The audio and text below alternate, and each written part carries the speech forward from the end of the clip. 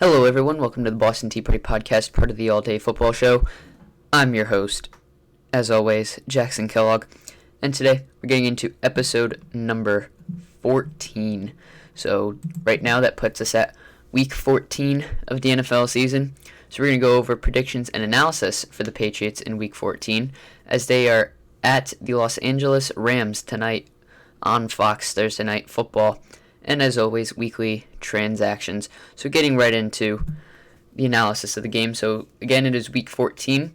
The Patriots are 6-6 on the season after coming off of a victory last week in a blowout shutout, 45-0 of the LA Chargers. And the Rams coming off of a 38-28 win over the Cardinals, in which that puts the Rams at 8-4. And I believe first in the division of the NFC West. They're either first or tied for first, or a game behind, something like that. And it's going to be a very good game. Both these teams have been inconsistent throughout the year. But I haven't been as highly on the Rams as others have, mainly because of that inconsistency. They have a very high ceiling, but it also feels like they have a pretty low floor. If you look at their last 6 games, so starting all the way at the back, they beat the Bears pretty convincingly. Then they lost pretty badly to the Dolphins. Then rode through a hot streak. They beat the Seahawks and the 49ers.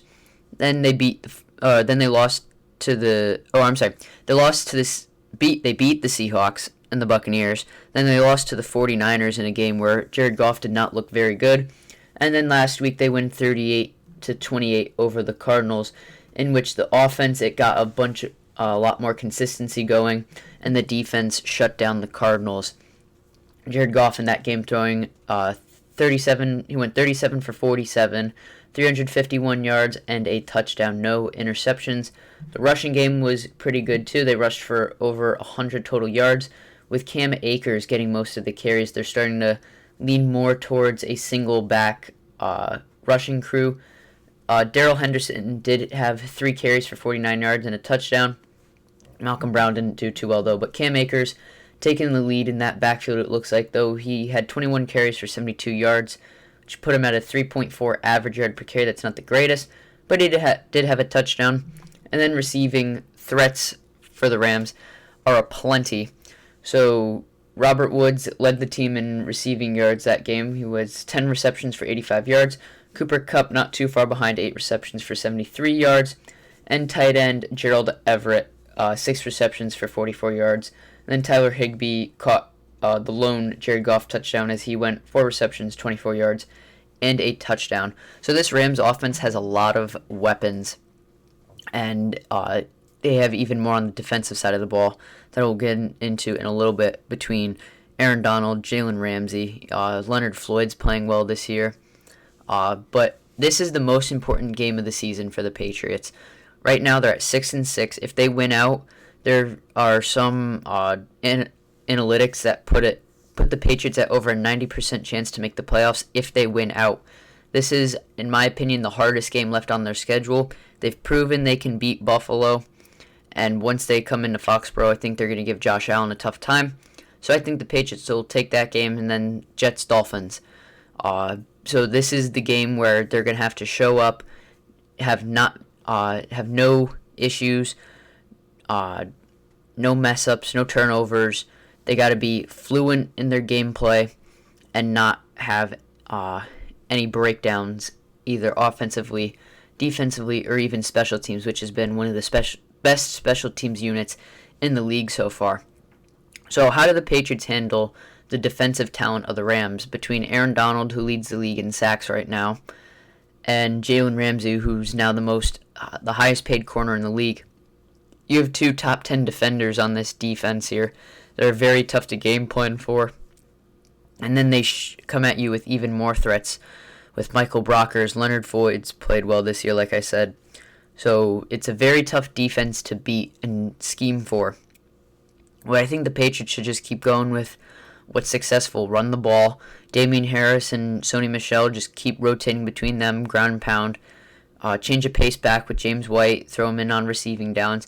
Cam Newton hasn't had to throw a lot these last couple weeks. He is dealing with an abdomen injury, which might get a little tough to might be a tough situation if the offensive line has issues in this game and Aaron Donald starts to get after Cam. Those abdomen injuries might start to come into play where Cam's not able to scramble as well. So we'll see what happens in that aspect. But I feel like with that injury taken into consideration and the likelihood that he is playing, that the Patriots are going to go very run heavy, and I wouldn't expect too many Cam quarterback options, because you want to make it as little chances as possible that he aggravates that injury. I mean, it's your abdomen that you get hit there. Oof, that's brutal. So running game is what's going to be able to limit those running game quick passes. Maybe a play. I don't understand why the Patriots don't run more play action. I think part of that is separation on the receivers. They're not the greatest with getting open downfield. I mean, all the time you see watching games, Cam Newton, he's getting ready to wind it up deep, and then he has to pull it back in and either scramble, chuck it deep, or get sacked. So that's one issue that if they do keep Cam, they're going to have to figure out in the offseason. This team's going to need receivers anyway, and they should tailor the receivers they get to the quarterback they bring in, whether it's they keep Cam, move with Jarrett Stidham, get a new rookie, get a new veteran, whatever they want to do from there. They're going to have to get receivers that tailor to that quarterback's needs. And right now, Cam Newton needs a receiver who can get open, not someone who can contest for balls or anything like that, because Cam Newton's kind of like Brady. He's not going to throw those contested catches. So as long as I don't know who Jalen Ramsey's going to mark up on, I doubt he's going to shadow. I'd expect maybe they line him up on N'Keal Harry. If not Harry, then Jacoby Myers. Damiere Byrd, they'll probably throw their backup corner on. I forget his name at the moment. But it's a very tough defense to handle, but they've done it before. I mean, look at that picture at the bottom there. That's Super Bowl 53 or 50. Yeah, 53. I'm a little slow today. But the Patriots, it's a very simple game plan that they can use to go against this Rams defense that's been top 10 this year. Just the Rams rely heavily on their pass rush, so if you can keep them away, if you can stay away from Aaron Donald, which they can with this offensive line, make big holes in the middle, it should be a nice way to get the running game going, and then if the running game gets going, you can break off a lot from there. They'll have a lot more options. They'll have to play more up, which will leave a chance for receivers like Damiere Byrd and Jacoby Myers to run down the field. Jacoby Myers is turning into a Edelman-esque type receiver where in routes and anything coming across the middle, it comes Myers' way. It's going to be a beauty of a catch and run. So now flipping to the defensive side of the ball for the Patriots, which Jared Goff is going to show up? Are we going to see the Jared Goff that played last week, where he had only 10 drops on the game with almost 50 pass attempts, threw for 350 yards and no interceptions? Or are we going to get the Goff that lacks accuracy, decision-making, and is turnover-prone? The last time the Patriots played the Rams, we got the latter of the Jared Goff, where Jared Goff was inconsistent with his throws. He was missing balls left and right, and they couldn't get anything going offensively. And the offense the Rams had that year is better than the one that they have right now currently. I think they have a bit more of a mature Goff than they did at that point in time when they played the Patriots in the Super Bowl. I think Goff's decision-making has gotten a little bit better, but it still needs work, and thankfully they have the right guy in McVay to do that. I give props to McVay all the time. I think he's a top 5 coach in this league. He's part of the reason why that Rams team has developed into such a good roster. So I think defensively, the Rams go with a lot of 3 receiver sets. They rotate their running back room, kind of like what the Patriots do, except they're not so much like a power running. They're more zones. But very similar to what the Patriots have done all year. It's good to see that some of their linebackers are starting to play better. Uche has been a great linebacker when he's been given reps. I think he should start to see more of those more consistent downs played. Duggar's been great. The Rams use tight ends often, so whether you want to use Duggar to cover the tight ends or line him up in the box as a pass rusher, go with whichever one you want. He's played great in those roles. The Patriots rookie class this year has turned out pretty well in certain aspects. So Duggar's played great, and so has Uche. In the limited time that Uche's played, he's dealt with injuries most of the year. In the time that Uche's played, he's shown that he can be a playmaker. So is Duggar. They're both big play guys. They show up, they make the play when they need it. Anthony Jennings on limited snaps has had a good role, other than the blindside block he had against the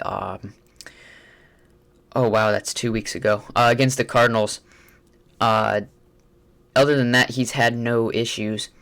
You would hope that Devin Asiasi and Dalton Keene, the two tight ends they drafted in the third round, would hope that they develop more, so that doesn't seem like a throwaway. And then Michael Onwenu has been a gem in the 6th round. He's already a beast on the offensive line.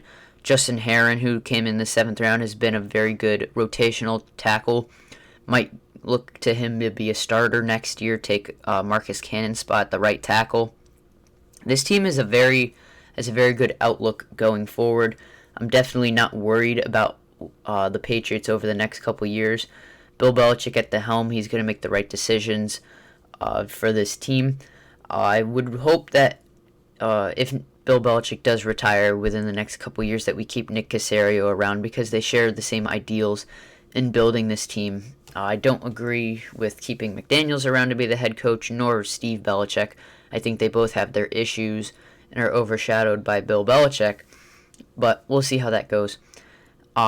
Predictions for this game. I do think the Patriots are going to win in a kicking slugfest. It's going to be a very defensive game. The Patriots are probably going to go with a formation similar that they have the last few weeks in a... they've gone with a 5-1-5 a lot as like their base formation, either a 5-1-5 or a 4-2-5. They definitely like using the 5 defensive backs. They started to put J.C. Jackson into more of a starting role, which I'm glad to see. So the way they're going to stop this game is by containing any outside runs, keep Goff in the pocket, force him to make plays downfield, and see if he can make the plays, which I don't think he's going to be able to do. I think he's going to make some poor decisions. That's going to lead to some turnovers. So Patriots win 16-13 because I don't think the Patriots offense is going to play very well either. I don't like the idea of Cam playing with an injured abdomen. I think that might limit him a bit more. They got lucky in the Chargers game that it was already a blowout, but Cam didn't have to do a ton of passing, didn't have to do a ton of moving in the pocket himself. Didn't have to throw much. By the time it was a blowout, they threw Stidham in, and Stidham had a nice throw to Gunnar Olszewski there. That was a great touchdown. So, with it being 16-13, I think Nick Folk kicks the game-winning field goal to end the game. He already has 2 this season. I would enhance it further and say it's going to be a 50-plus, but I think they're going to get closer on this one. But I think it'll be tied 13-13. Cam brings them down the field, and they get into a situation where Nick Folk kicks the game winner. And really bold prediction here. So the Rams' 2 best playmakers, Aaron Donald, Jalen Ramsey. Aaron Donald, sacks leader right now. Jalen Ramsey, a top 5 cornerback over the last half decade. I don't think Aaron Donald will get a sack. And I don't think Jalen Ramsey is going to get an interception. I don't think either of them is going to make a huge play like that. I'm sure Aaron Donald will get a ton of pressures in there, but I'm going to guess that on a lot of passing downs we're going to do a bunch of double teams on Donald, or even throw just a big offensive lineman on Donald. Tooney and Onwenu, I think, could handle Aaron Donald fairly well. And then Jalen Ramsey, I think we're going to stay away from Ramsey, whoever he's on. I think it'd be a waste if the Rams put Ramsey on N'Keal Harry, but it might be beneficial for the Patriots if they didn't as well, because then you can use Harry more and have either way. I think wherever Ramsey is going to be, they're going to use that to their advantage. I don't think they're going to throw in Ramsey's direction. So I don't think there's going to be a ton of Jalen Ramsey plays. So now, weekly transactions. There weren't a ton this week. They made a waiver claim for linebacker Jack Kitchie. I don't know how to pronounce that. But then they just released him. Guess he wasn't a good fit. And then they signed defensive back Dayan Lake and wide receiver Devin Smith to the practice squad. Devin Smith has bounced around between the Cowboys, Jets, and now the Patriots. Dayan Lake was last with the Rams during training camp. So anyways, guys, thank you so much for watching. If you enjoyed it, be sure to leave a like and subscribe if you aren't already. Would be greatly appreciated. Would help out a lot. Hope you all have a great Thursday night football viewing wherever you were watching from. Hope you're rooting for those Patriots. And let's go take a playoff spot to end this season.